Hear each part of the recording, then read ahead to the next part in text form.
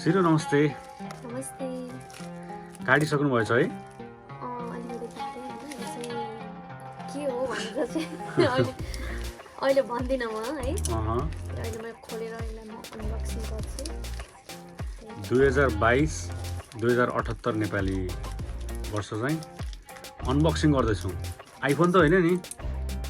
बिल्कुलै iPhone हुनै सक्दैन। ल हेरौँ न त के रहेछ।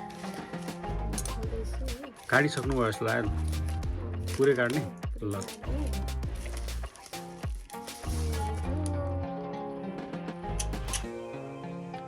अकिटोकी जस्तो लाग्यो है।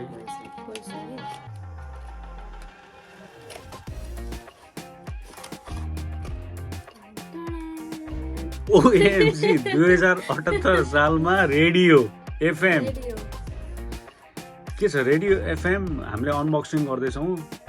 रेडियो किन्नु कतिको चाहिँ पैसा असुल हो कि के हो? 2078 साल 2022 अहिले यो जमानामा रेडियो कसैले सुन्छ त भनेर प्रश्न गर्दाखेरि मलाई गाली पनि गर्नु होला। कसैले चाहिँ मलाई त लाग्दैन कसैले सुन्दैन भनेर पनि भन्नुहुन्छ होला है। मोबाइलै चलाउनलाई चाहिँ लाइक हुन्छ नि टाइम पुगिरहेको हुँदैन। यो रेडियो सुन्ने चाहिँ एकदम टाइम वेस्ट जस्तो लाग्छ मलाई।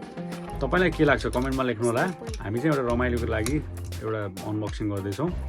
यो भिडियो चाहिँ हामीले यतिखेर हामी नेपालमा छैनौँ, जापानमा छौँ है। जापानमा भएको हुनाले अब लेट्स सी के आउँछ यहाँको रेडियो चाहिँ। अब नेपाली रेडियो त बज्दैन, त्यो पनि ट्राई गर्दैछौँ। सस्तो मूल्यको ब्याट्री राख्ने यसमा हैन, ब्याट्री पनि मैले उल्टो राख्ने क्या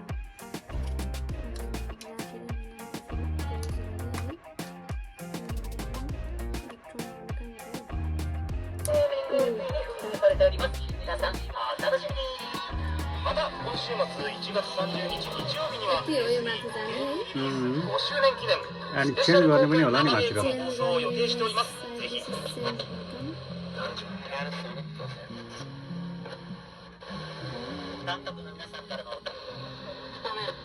यसमा चाहिँ जस्ट जापानिज मात्रै होइन, रेडियो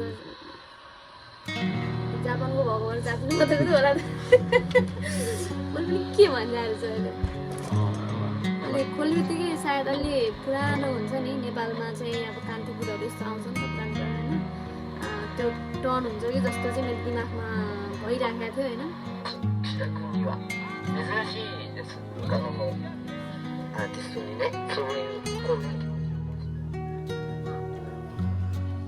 र यो रहेको छ रेडियोको अनबक्सिङ। अहिलेको जमानामा रेडियो, टिकटक, युट्युब, टेलिभिजन बढी के प्रयोग गरिन्छ है। रेडियोको अनबक्सिङ सायद सम्भवतः यो वर्षकै पहिलो हुनसक्छ नेपाली युट्युब च्यानलमा।